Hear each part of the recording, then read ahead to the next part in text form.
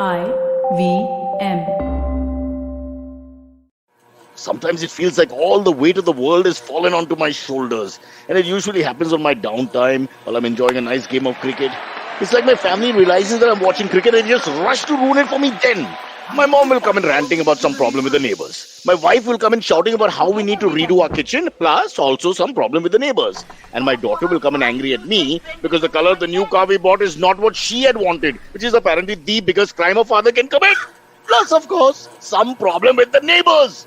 If only things could be just the same, even if something were to happen to me. Unless www.hdfclife.com, select, done. Things aren't so bad after all. Live calm. With HDFC Life, click to protect life. The Life Protect option protects your family from financial uncertainty. Visit hdfclife.com to know more and for terms and conditions.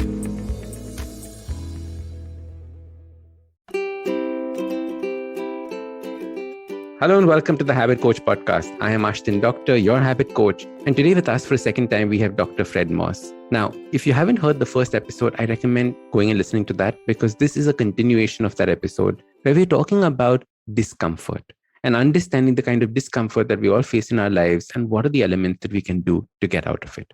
You know, and there's this big need now to be liked, right? Like everyone is consciously, everyone has to like me. Everyone has to accept me in that sense, right? And we, even a lot of the, spiritual leaders that we've listened to in the past, they say that it's okay if people don't like you. Being disliked is a superpower, right? Is there discomfort? Grant Cardone talks about having 2 billion dislikes or something. That's funny. Count my dislikes. That means I'm doing something well.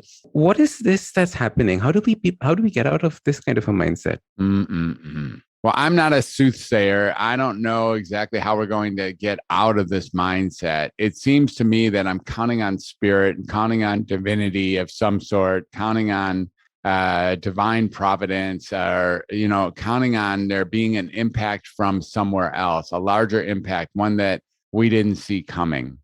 So in the article, the award-winning article that I wrote a few years ago called Global Madness, What We Must Do to Unite, which I could share with our listeners, get a copy to them. In that article, we talked about that what is really going to take is a global threat that's bigger than any of them that we have now. Clearly, climate change or a pandemic or global unrest aren't big enough. So what would it take to unify us and have us step into, wait a second, this is a bunch of bullshit. Let's stop doing this and really take life for what it is, and a temporary opportunity to make a difference in a positive direction. What that's going to take is a global threat. And in the article, I guess I'll talk to the teaser. It was like a global threat from the outside, perhaps an invasion from another planet or something, where we were given 3 months or a year to live because we knew that there was either a meteor or another planet, a population from another planet that was now threatening us, our Earth, as an entity. The question is, if that was to happen, if we were to learn today for real that they are coming, the people from the characters from Mars were coming down here to destroy the Earth, would we be able to set aside our differences and work together in order to save the planet? Or would we just absolutely destroy the planet and say, nope, I get that they're coming, it's the end of the Earth, but I am not going to align with that person over there because they believe differently than me? I'm not sure how that would really go, by the way, but that's what I think it was really going to take, is an opportunity to, really face either stepping up together or erasing the planet. Yeah, I'm smiling because it would be a task between security and survival, or just anarchy and hedonism, right? Right. Which one would survive, right? Oh, we have 1 year to survive. All right, 1 year to live. I'm going to eat everything that I wanted. I'm going to do whatever I wanted. Exactly. Right? Or are we going to band together? It's a very interesting question. Yeah, it really is. I don't know. And I'm not positive At this point in time, I'm not certain. I can get pretty disillusioned with humanity. I would wish that we could get together. I really would. That, we would find a way to use our technology and use our brilliance and use our creativity to not only save the planet, but to nourish the planet, to flourish on the planet. I mean, that's what I would hope for. But there's a but. I'm not positive. Well, I can become pretty disappointed at times with the way humans are working with each other. All the while, it's really important. Even the people that are disappointing me or disillusioning me, it's really the same thing we talked about earlier. It's very important to listen carefully as if what they have to say is their reality. And all they really want, even the people over there who are completely wrong or completely like different or completely like unacceptable in their views, all they really want is to be heard too. So if I can be there with that and be amused with the fact that we're here temporarily, I mean, some people forget that this is just a temporary ride. It's going to be over. Yeah, I mean, maybe it's 40 years from now, or maybe it's today, but whatever, it's going to be over. So you might as well just like look in wonder and look in, like look in curiosity, like marvel with everything that's coming at you, including the things that are difficult or impossible to tolerate. Yeah. You said something so important right now, which is that it is temporary. And you have one of two options. When people realize, oh, life is temporary, screw it, right? That is one way of looking at it. Screw it. What's the point? Or the other way is like, wow, life is temporary. Let's understand everything about it. Like, let's look at it with it wide eyes, like the eyes of a child, and just approach everything. Right. Exactly. And this reminded me of something else, which was that a trend that I'm seeing is, we give up the current discomfort for little pleasure and push the discomfort into the future. Right. For example, you can see, credit card debts and things like that. Right. You're spending way more than you are. Is there a trend that we are just not understanding how to be comfortable with this discomfort? Are we just trying to desperately push it away? What is happening?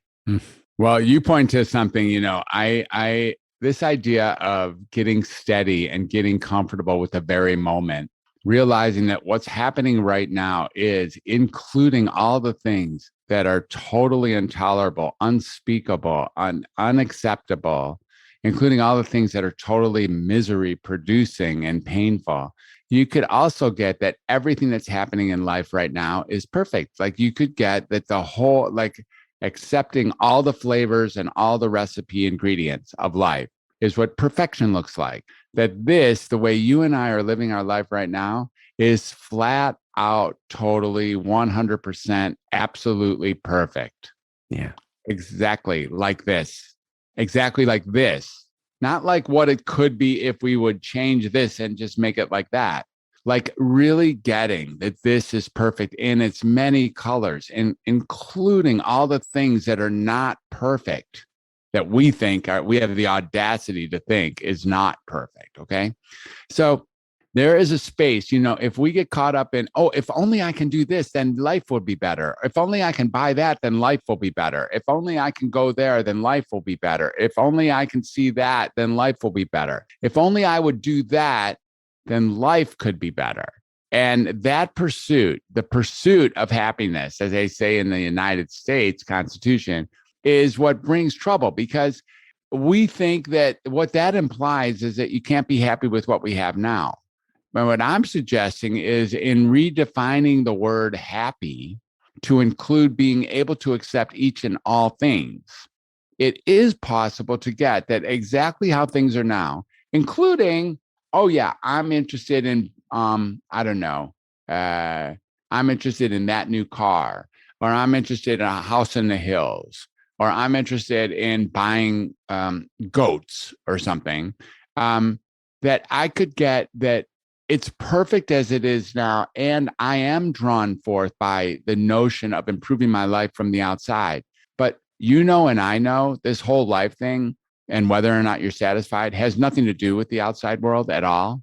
It has everything to do with the inside world, and being able to ground myself into the fact that everything is okay as it is through meditation, through silence, through simple acceptance and forgiveness, becomes the challenge of the planet. Like, can you get, oh yeah, you're not going to be able to change climate change, and you're not going to be able to change COVID, and you're not going to be able to change sex trafficking, and you're not going to be able to change racism, and you're not going to be able to change social unrest. And you can definitely commit your life to making a difference in those things and truly be a contributor to decreasing the effect that this is having on humanity. But what's really, really here is to get that it's, I don't mean that in despair, you're not going to be able to change those things. I'm saying learn everything you want, everything you can to make a difference in these important areas. But in order to really have a life that's worthwhile, it's very important to get that all that's happening right now, everything, the more we can absorb and accept as just simply being a human experience, that's when we get the renewal. That's when we get the reset. That's when we get to live a real life starting right this moment. Mic drop moment, because like you just said, this is the human experience and you are living it completely. Exactly. Right? You're not missing out on something. Exactly. You just think that if I have these 3 yachts, it'll make my human existence better, right? Or this human experience better. No, because there are a wide variety of emotions that you're experiencing, and this is one of them, and this is one aspect of life. We're going to take a quick break. See you on the other side. Love fighting? We've got you covered. Check out our show, The Fighting Goat, where we, the voices of the internet, Arjun Chipalkatti and Somesh Kamra, bring to you crazy weekly action on your favorite combat show, The Fighting Goat. Be it commentary, breakdown, predictions, analysis of styles and techniques. And of course, your round of favorite fighters. You can listen to us every Thursday on the IBM Podcast app, website, and all major podcast streaming platforms. Welcome back. All right, let's jump into the conversation. So if this is the case and people are listening to this and they're saying that I'm in a state of discomfort, okay, it is uncomfortable, I want it to change. That's again looking at the future saying hopefully it will change, correct? Mm-hmm. Yeah. Are there things to do to become comfortable with this discomfort, or allow this discomfort to gently pass, or understand that life will move in a different direction in the future?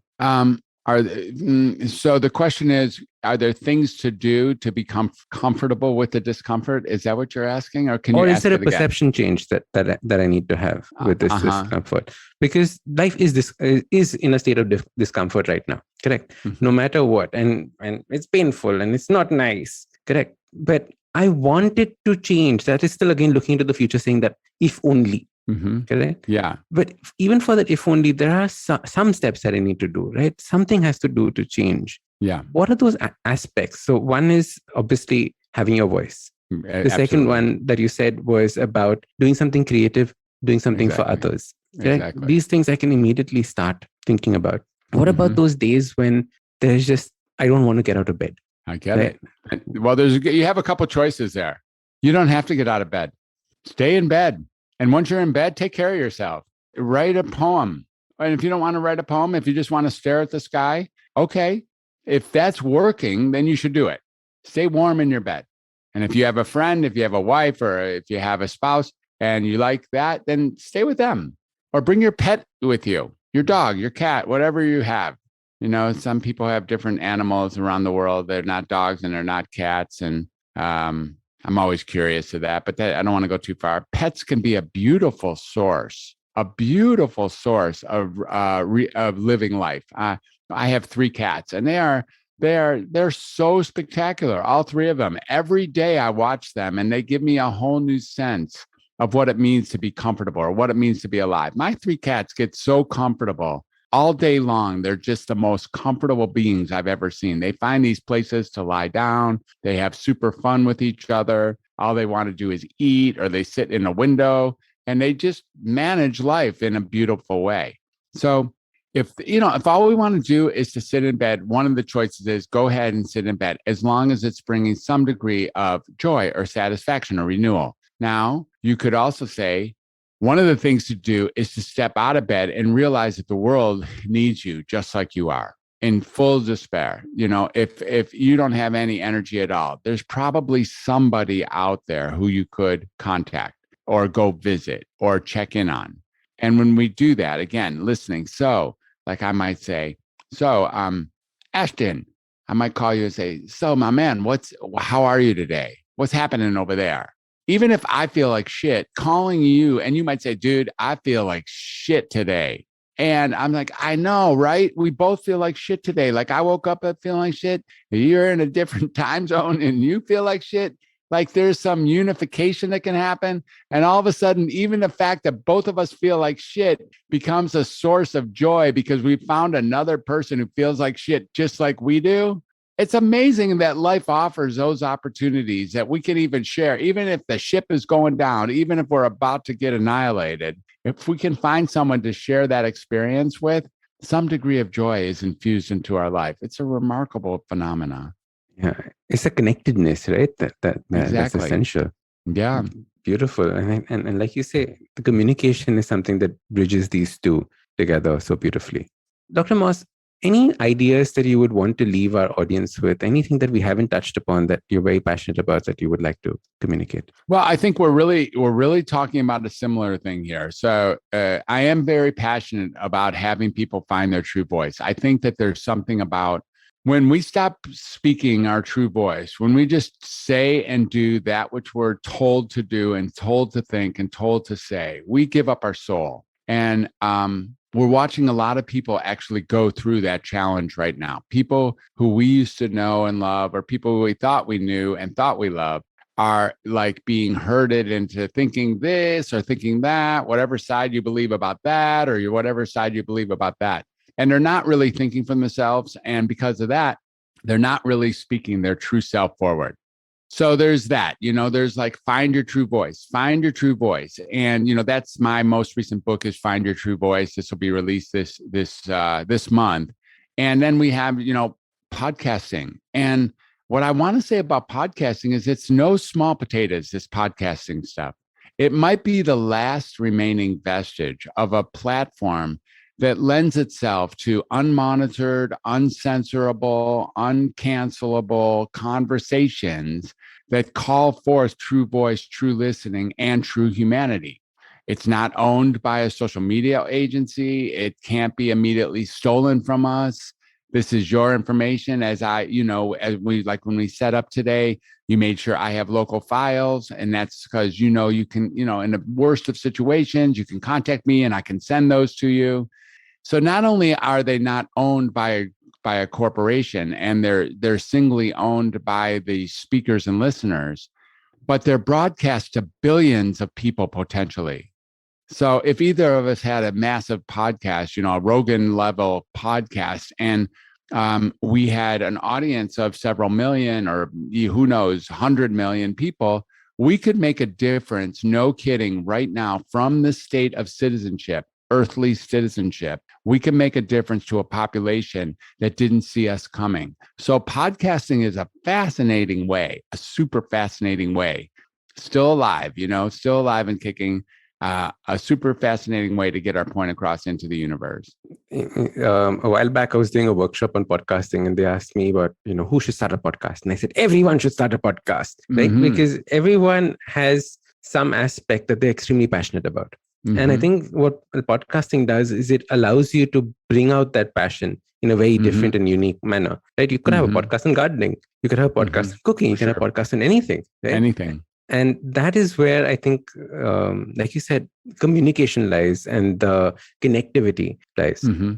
Absolutely beautiful. Absolutely. Lovely. Dr. Moss, I thank you so much for coming on the podcast. How can people get in touch with you? Where can people reach out to you? So there's a couple places. My website is under construction, but you can still go there. It's not that bad. It's a few years ago, so it's ready for a facelift, and that's happening also this month with my team. And my website's called welcometohumanity.net. And I'm Dr. Fred at welcometohumanity.net is my email. So Dr. Fred, Dr. Fred at welcometohumanity.net.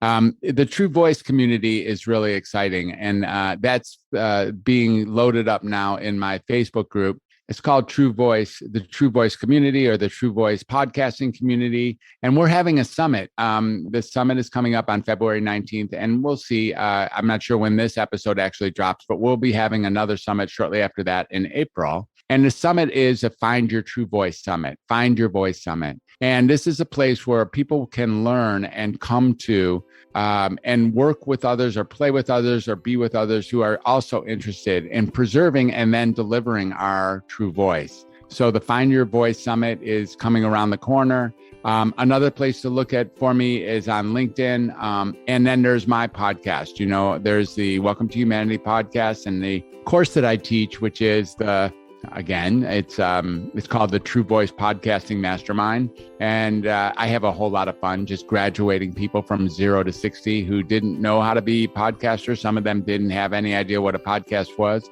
And after taking my course, they walk away as actual world-class podcasters. And that's the best way to find me. Awesome. How long have you been doing your podcast for? My own personal podcast is just about 2 years now. All right. Brilliant. Yeah. Lovely. Yeah. Super. Thank you for coming. Pleasure. Thanks for having me. So start these habits and share with us your progress using the hashtag #TheHabitCoach. If you like this podcast, don't forget to check out other interesting podcasts on the IVM network. You can listen to us on the IVM Podcast app or ivmpodcast.com. You can also follow us on social media. We are at IVM Podcasts on Twitter and Instagram. If you want to reach out to me, I am Ashdin Doc on Twitter and Instagram. You can find lots more information on my website, awesome180.com, or check out different content on my YouTube channel called AWESOME180. That's Awesome180. Hey everybody, it's been another great week on the IVM Podcast Network. On Storytellers and Storytellers, Vineet talks to filmmaker and production designer Uzair Merchant. He shares how he's created the world's first ever NFT music video. On The Habit Coach, Ashdin talks to Joe Town, Hollywood actor and coach of the performer's mindset. They decode various aspects of the high performer mindset and how to deal with mind blanking. On Press Decode, Sara Vagda and Prafulla discuss the controversy around Joe Rogan's Spotify podcast and Netflix India's growing woes. On The Longest Constitution, Priya discusses menstruation, maternity, and disability at the workplace. And on Ikaduka Economy, Abhinav and Dr. Junjunwala discuss the effects of rising inflation. Do follow us on social media. We're IVM Podcast on Twitter, Facebook, Instagram, and LinkedIn. Also, please do tell a friend. It really does help us when you spread the word about our podcast. And I'd also like to ask you if you could rate or recommend wherever you listen to our podcast. And speaking of where you listen to this show, if you're on an Android phone, do check out our new Android app. We have a brand new app with a brand new listening experience. Definitely check it out. I think you will enjoy it. And finally, we'd like to thank our sponsors this week, Bank of Baroda and CoinSwitch Kuber. Thank you so much for making this possible. We know you love fast food, Fast fashion, faster payment. lightning fast internet speed. Then why not fast information? On Think Fast, where we discuss the latest developments in the world of technology, business, marketing, pop culture. With a side of sarcasm and my dad jokes, not just mine. Not mine, Varun. My jokes are funny. So join me, guys, the funnier one, Suchita Salvan, co-founder of LBB. And me, Varun Dugirala, the co-founder of The Glitch, as we think fast only on the IVM network. Fresh episodes out every Monday. On the IVM app, website, or wherever you get your podcast from.